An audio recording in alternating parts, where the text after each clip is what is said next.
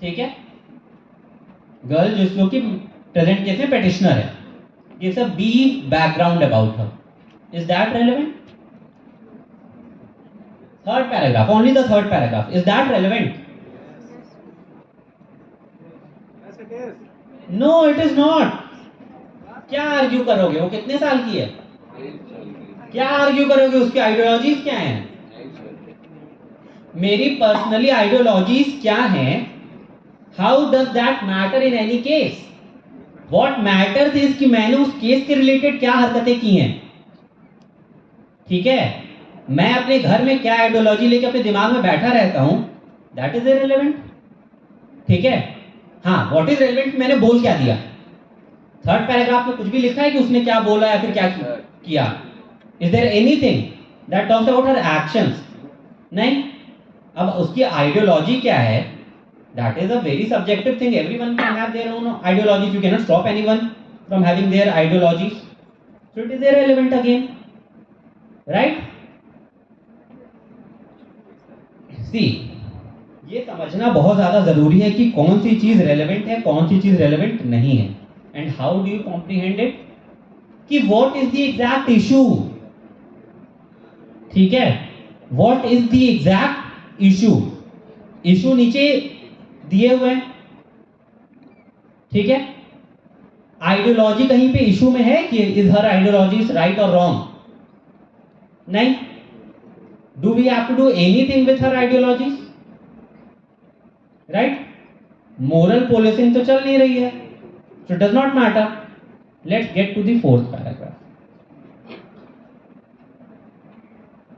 Fourth paragraph she talks about fourth paragraph talks about her LinkedIn post, right? That what were her hardships and everything and all ये सब। ठीक है, now is that relevant? Is that in any way relevant? Why? ये तो उसने action किया, मतलब उसने पोस्ट तो किया। Is that relevant in any way? How many of you feel it is relevant? Raise your hand. How many of you feel it is irrelevant? Raise your hand. Okay. Anyone who feels it is relevant? Why? Anyone who would like to answer? हाँ? The content of the post. पर यहाँ पे तो content दिया नहीं है ना? In the fourth paragraph it is not given ना? The first LinkedIn post का तो content दिया नहीं है ना? हम लोग अभी सिर्फ और सिर्फ फोर्थ पैराग्राफ पे हैं, right? Why it is relevant? जो लोग बोल रहे थे it is relevant, why? Anything else? Okay, so people were saying irrelevant, why? हाँ, it is not related to the issue. क्या उसके ये वाले लिंक्डइन पोस्ट की वजह से कोई भी प्रॉब्लम क्रिएट हुई है? कुछ भी हुआ है प्रॉब्लम? नहीं ना, सो डज नॉट मैटर उसने कुछ भी पोस्ट किया हो, right? Next, fifth, she was invited. ठीक है, is that relevant? Is that relevant that she was invited and panel में ये सारे लोग बैठे हुए थे? Is that anywhere relevant? No, again that is also not relevant. अच्छा, रेलेवेंट से मैं पहले बता दूं, रेलेवेंट से व्हाट आई मीन कि आप क्या आर्ग्यू करोगे। You should know these facts कि अगर जज ने रैंडमली पूछ लिया कि टीवी चैनल का नाम क्या था जहां बुलाया गया था, यू शुड नो ना कि टीवी चैनल का नाम क्या था। या फिर जज ने पूछ लिया रैंडमली क्यों बुलाया गया था वो टीवी चैनल पे, यू शुड नो दैट। ठीक है, but will you argue it yourself? नहीं। Now the sixth paragraph, that is important, right? Sixth paragraph क्या बोलता है? In her interview, Vedika revealed that her parents were killed in 2002 riots that had surfaced in the nation due to the clash between Hindus and the Sufis. She also made unprovoked derogatory remarks against the Sufis as she believed that they were responsible for her loss. ठीक है? This paragraph is relevant. अब इस paragraph में total 2 lines हैं, ठीक है, पहला where she talks about that her parents were killed in the riots, ठीक है, due to a clash between. Is the first paragraph relevant? Sorry, मतलब 6th paragraph का पहला line, is that relevant? 6th paragraph का पहला line, it is a fact, but is it relevant to the dispute? It has got nothing to do. क्या फर्क पड़ता है उनके पेरेंट, उसकी पेरेंट की डेथ कैसे भी हुई हो, डेथ 2002 में हुई है, ठीक है, क्या वो किसी को अक्यूज कर रही है या फिर उस डेथ का भी इन्वेस्टिगेशन चल रहा है, सब कुछ भी नहीं हो रहा है, इट इज इररिलेवेंट. पर second line, she also made unprovoked derogatory remarks, unprovoked derogatory remarks. Now these 3 words are very much important, right? Against the Zufis, as she believed that they were responsible for her loss. ठीक है, अब ये चीज को आप highlight करोगे, ठीक है, पर किस तरीके से हाईलाइट करोगे? क्या पूरा का पूरा लाइन एक सिंगल कलर से हाईलाइट हो जाएगा? No, right? नो. रेस्पोंडेंट क्या चीज, रेस्पोंडेंट के लिए यहां पे कौन से वर्ड्स इंपॉर्टेंट है उस लाइन में? रेस्पोंडेंट, अनप्रोवोक्ड डेरोगेटरी रिमार्क्स, तो वो सिर्फ 3 वर्ड्स, मतलब remarks against the roofies, against the roofies तक, ये वर्ड्स को हम हाईलाइट करेंगे रेड से, because these are very much important, right? Respondent के लिए यही तो है कि it was an unprovoked derogatory remark, she was provoked to say those things and it was a derogatory remark, it was derogatory in nature, right? क्या हम being, अब ये तो प्रॉब्लम हो गई ना पेटिशनर के लिए, पेटिशनर के लिए तो प्रॉब्लम है, क्या हम पेटिशनर के लिए यहाँ पे कुछ ढूंढ सकते हैं काम कर? Because that they, as she believed that they were responsible for her loss. It might not be a strong argument, ठीक है, पर हम strong और weak arguments बाद में देखते हैं. While reading the mood problem, we just see कि क्या ये एक argument हो सकता है या नहीं हो सकता. This can for sure be an argument because you need to justify. You know कि respondent will come up with this question that she made some unprovoked derogatory remarks. How will you justify it? Judge will ask you the same, that why did she do that? How do you justify her actions? This is the only thing that you can say. So you need to highlight this from the yellow color, right? कोई scroll scroll करा दो पीछे से, किसी को बोल दो पीछे स्क्रॉल करो. हाँ मोहित भैया है, मोहित स्क्रॉल कर, हाँ नहीं थोड़ा सा नीचे, वो थोड़ा सा नीचे करिए, वो एंड के पैराग्राफ उसके लिए, हाँ राइट? क्लियर है? इतना समझ में आ गया? मूड प्रॉब्लम पढ़नी कैसे है समझ में आ रहा है? किसी को अभी तक कोई doubt? Anything that is not clear? क्या नींद आ रही है क्या? हाँ सोए नहीं उस वक्त? नहीं हाँ मतलब सॉरी, रात में नहीं सोए हो क्या?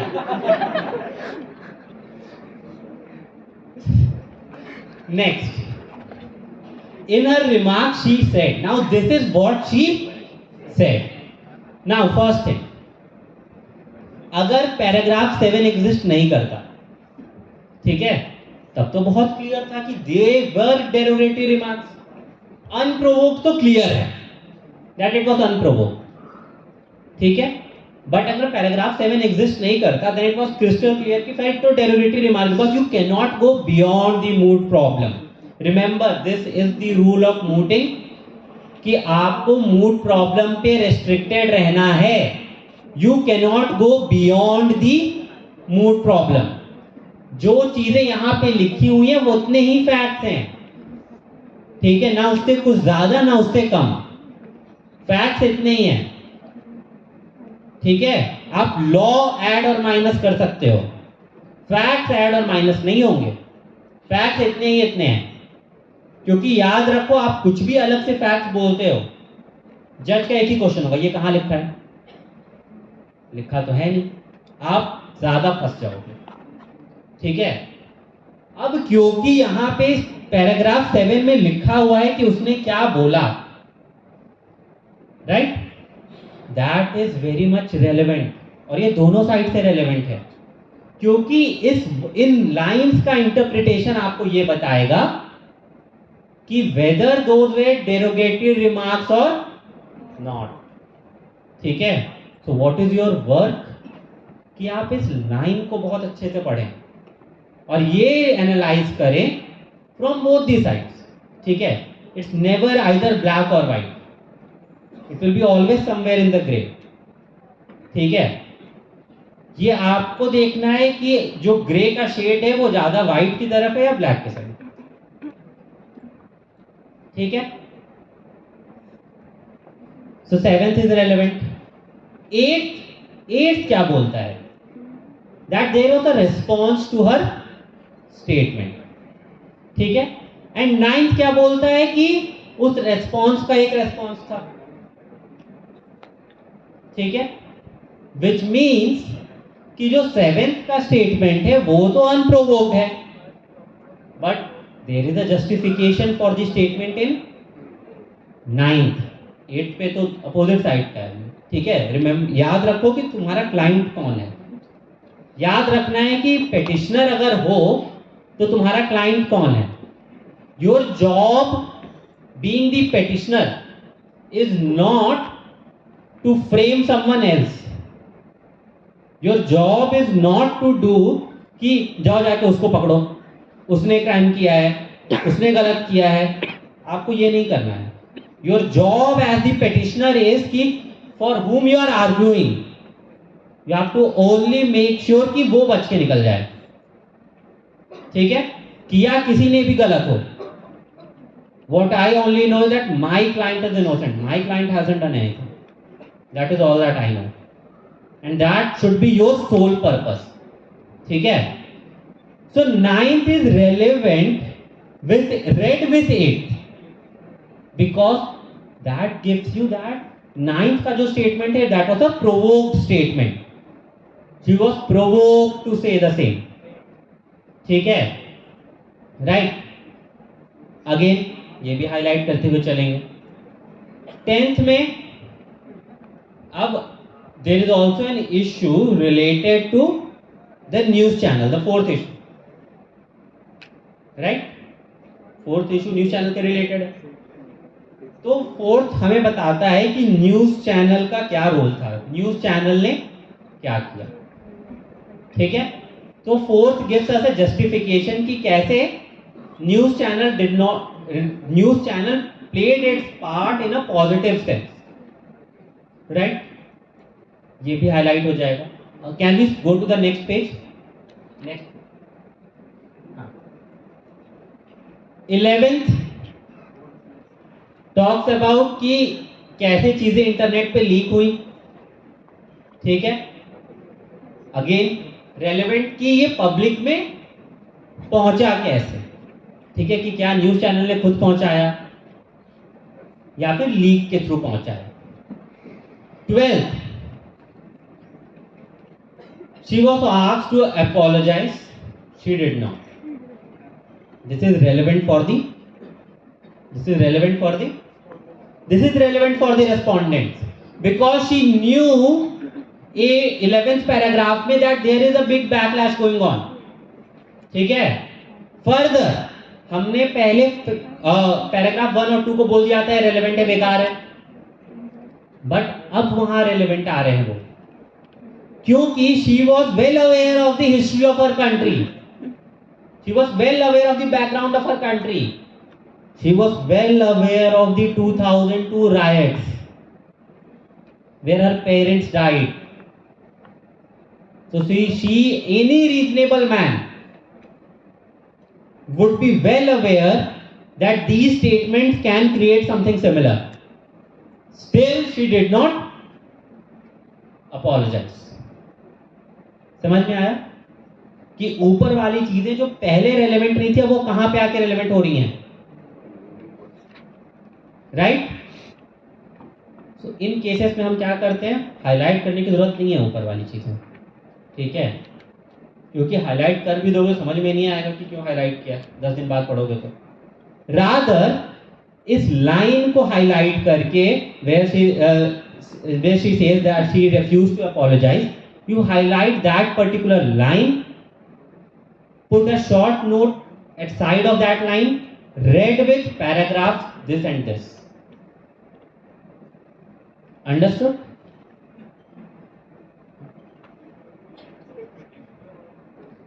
This will for sure go for the respondents. ठीक है? रेस्पोंडेंट की तरफ से जाएगी ये, ठीक है? हाँ, 12th वाला, ठीक? नाउ आर्ग्यू हमें क्या करना है?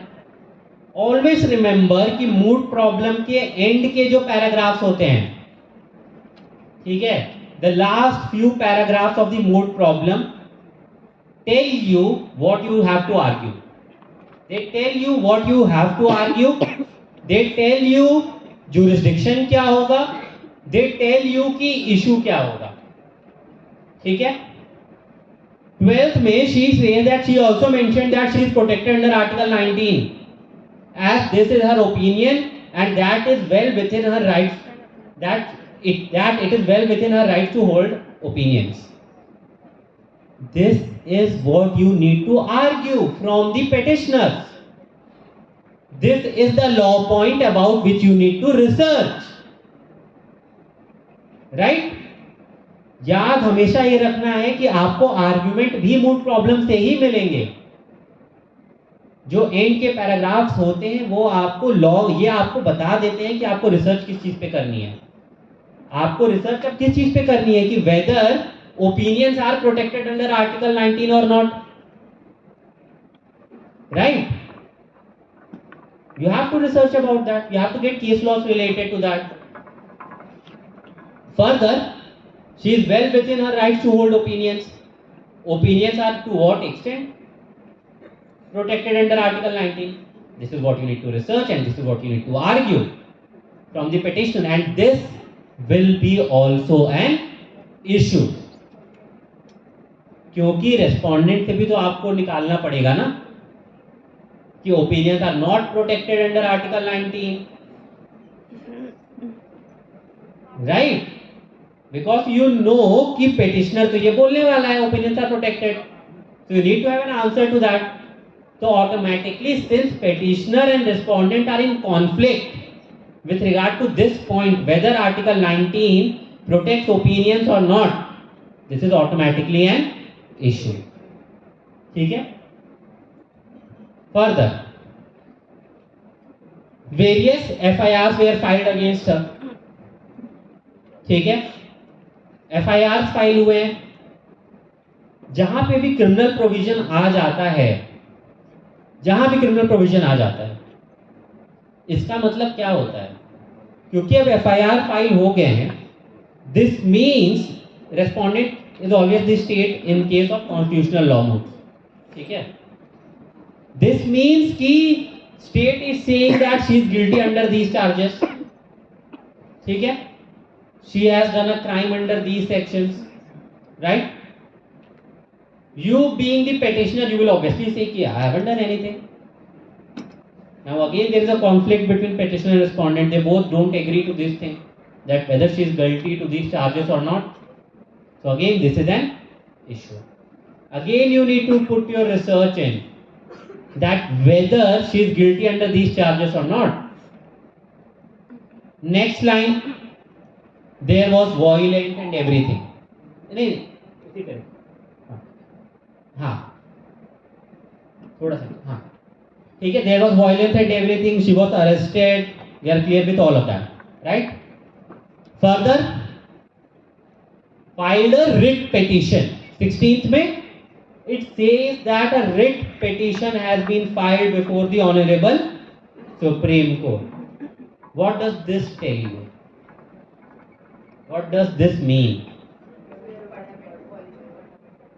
This that there, वो तो हमने ऊपर देख लिया था, आर्टिकल 19 की वॉल्यूशन की बात हो रही थी, फंडामेंटल राइट तो आ गया.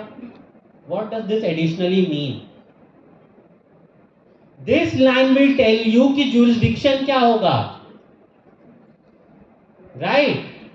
This line will tell you कि कौन से आर्टिकल के अंदर में कोर्ट में आ रहे हो. Right? Because a writ petition has been filed. It is not an appeal. It is not a special leave petition. It is just a writ petition. ठीक है? This means कि आपका jurisdiction ये लाइन क्लियर कर रही है. I won't tell कि jurisdiction का आर्टिकल क्या होगा exactly. That is for you to research. But ये लाइन आपको वो कन्वे कर रही है. ठीक है? और अब थोड़ा सा नीचे कर दे 15th paragraph.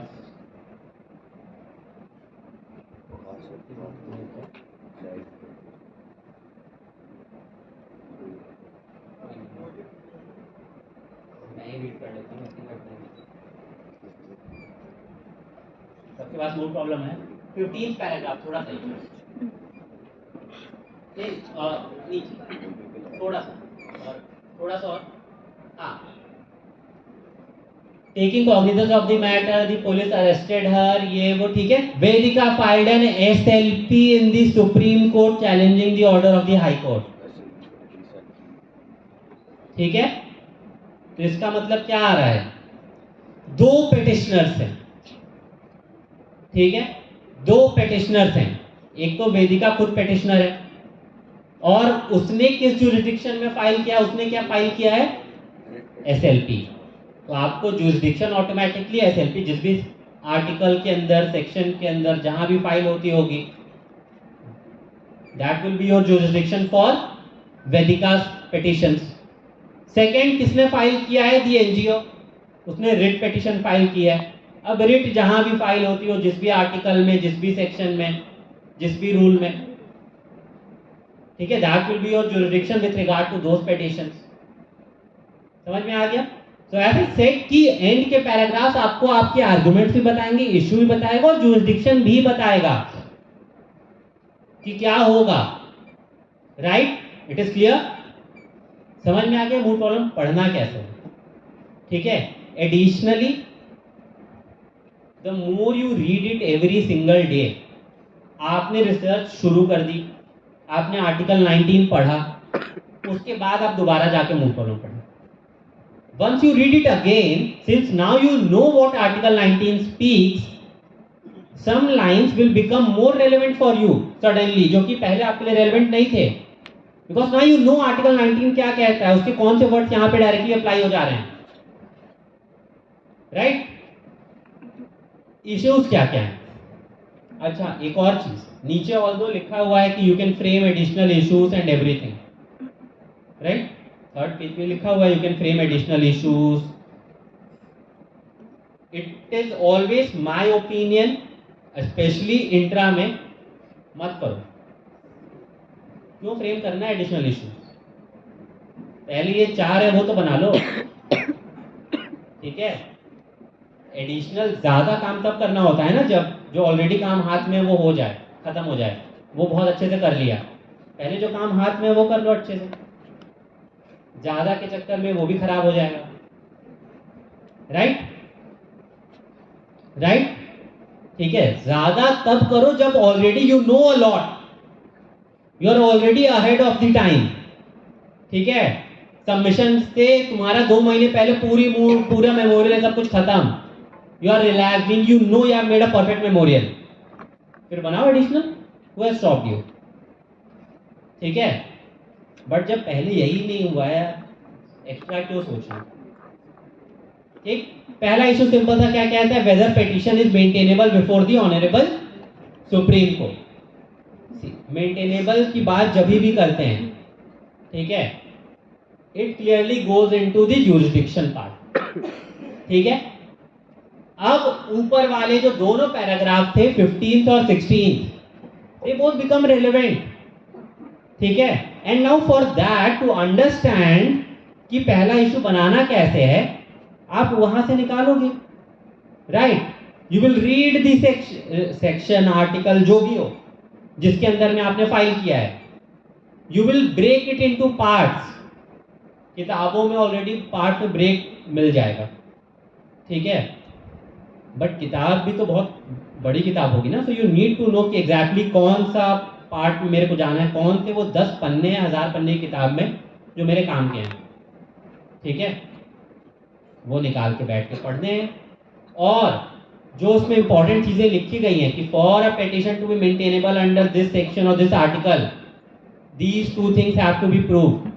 Automatically those two things will become your sub issues. So this is how you frame the sub issues. We will go by an example. Okay, बाद में example. ठीक है. Second, simply 295A constitutional है या नहीं, right? You need to know कि पहले 295A होता क्या है. So we will read 295A. ठीक है. Then you will go into कि कब कोई चीज कॉन्स्टिट्यूशनली वैलिड या इनवैलिड होती है, right? You will get test. You will get कि अगर कोई भी चीज ये 2 या 3 चीजों पे, ये 2-3 चीजों का उसका आंसर यस में मिल गया तो इट इज कॉन्स्टिट्यूशनली वैलिड. इन 2-3 चीजों का आंसर नो में मिल गया तो it is invalid. You will get to know. तो ऑब्वियसली वो जो 2-3 चीजें होंगी, those will be your sub issues automatically, right? Third, whether the right to freedom of speech and expression prevails over right to religion. ठीक है. Again अब ये तो पूरा वो इशू हो गया कि you need to go into the debate कि कौन सा ऊपर है, कौन सा नीचे, find the right balance between the two and everything. Fourth, whether the news channel had any right to alter the contents of the interview before publishing. ठीक है. अगेन आर्टिकल 19 की चीजें. Last, whether Vedika should be released on bail. इसके लिए again आप bell के provisions में जाएंगे. यू विल सी कि कोर्ट क्या कहती है, बेल कब मिलनी चाहिए, कब नहीं मिलनी चाहिए, ठीक है? सिंपल सा लॉ मिलेगा, दोनों साइड सेम ही लॉ बोलेंगे, ठीक है?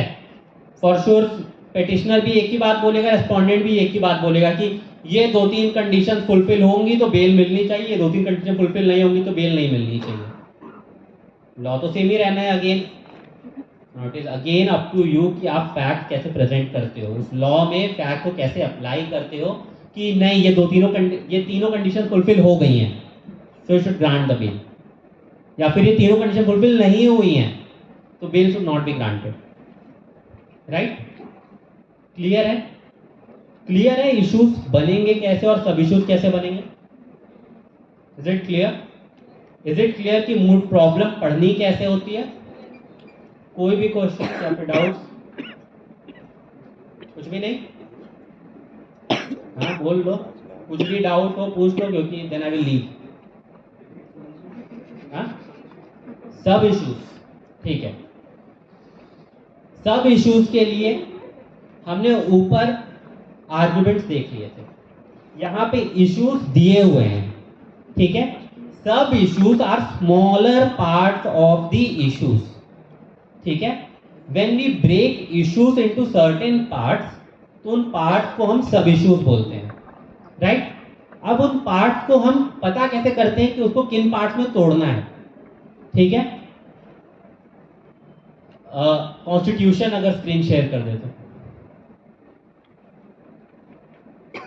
यार कोई जाके बोल दो ना, कॉन्स्टिट्यूशन ऑलरेडी वहां पे ओपन होगा, वो स्क्रीन शेयर कर दो. कॉन्स्टिट्यूशन की बेरा, कॉन्स्टिट्यूशन की बेयर एक्ट स्क्रीन शेयर कर दो. नहीं, जो नेक्स्ट वाला वो था पीडीएफ, दूसरा पीडीएफ था नहीं.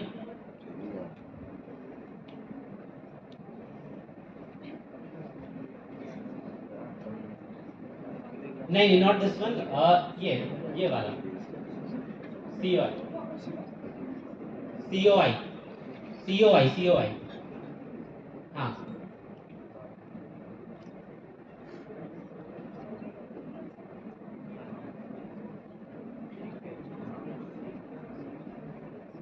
हाँ थर्ड, इसमें 32 पे, 32 पे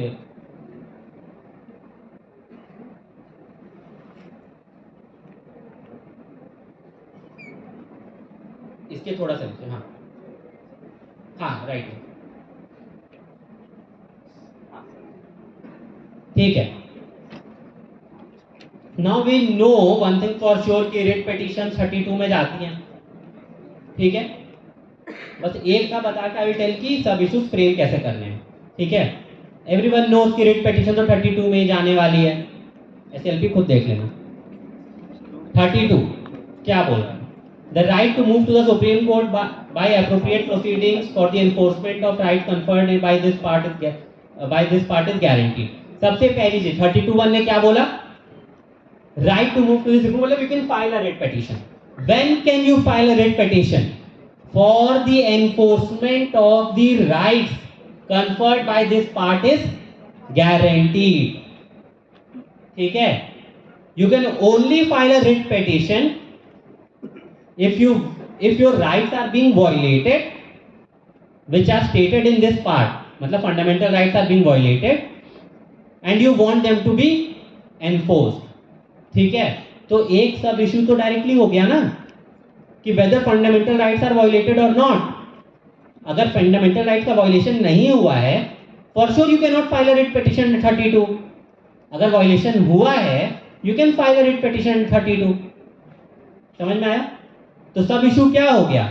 weather there is violation of fundamental rights, ठीक है। अब फंडामेंटल राइट कौन कौन से होते हैं?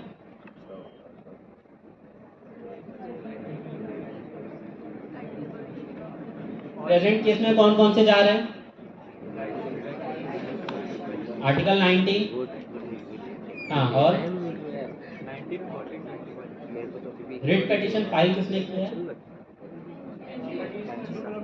अरे पिटिशनर ने तो किया है, वो तो पिटिशनर ही करेगा। एनजीओ ने, ठीक है, एनजीओ ने किया है। क्या बोलते हो रिट पिटीशन फाइल किया है? क्या बोलते हो फाइल किया है पिटीशन? एनजीओ का आर्गुमेंट क्या था? 295 की कॉन्ट्रोल वैलिडिटी चैलेंज करते हुए, ठीक है। तो 295 सब जब पढ़ोगे you will get to know कि they are talking about violation of article 21, they are talking about violation of article 19, ठीक है। तो ऑटोमेटिकली पहला सब इशू तुमने क्या बनाया? Whether there is violation of fundamental rights. इस सब इशू का फर्दर सब इशू क्या बन जाएगा? Whether there is violation of article 19, whether there is violation of article 21। समझ में आया? हमने अगेन जो ये पार्ट था enforcement of rights convert by this part को भी अगेन दो पार्ट में तोड़ दिया, ठीक है। अब चीजें कैसे चलेंगी? The moment you get an answer, suppose you are petitioner, the moment you get an answer of the first thing whether there is violation of article 21, yes, ठीक है। Second thing whether there is violation of article 19, yes.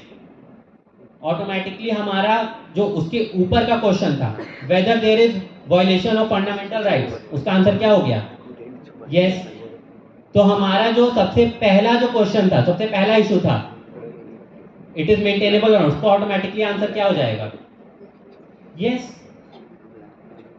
समझ में आया सब issue बनाना कैसे? उसको इतने parts में डिवाइड करो इस तरीके से कि अगर उनका आंसर मेरे को यस और नो में मिलता है तो ऑटोमेटिकली मेन क्वेश्चन का आंसर भी यस और नो हो जाएगा। और वो पार्ट में ब्रेक कैसे करोगे? प्रोविजन के। क्लियर है? कोई डाउट? क्लियर हो गया? सब इश्यूज में जाना कैसे है? क्लियर हो गया ना? किसी को कुछ भी डाउट? I will and. हाँ, स्केलेटल ड्राफ्ट आगे डील होगा, ठीक है। हाँ, मेमोरियल भी आगे, मतलब मेमोरियल बनाना नहीं है, वो भी आगे डील होगा, ठीक है। हाँ हाँ, वो तो मूड प्रॉब्लम में जब हम मूड प्रॉब्लम पढ़ रहे थे, मूड प्रॉब्लम के नीचे में लिखा हुआ था ना, the laws of Indiana are पेरीमेटेरिया through the laws of India. This means कि जो लॉज हैं वो सिमिलर हैं, लॉ सेम टू सेम है।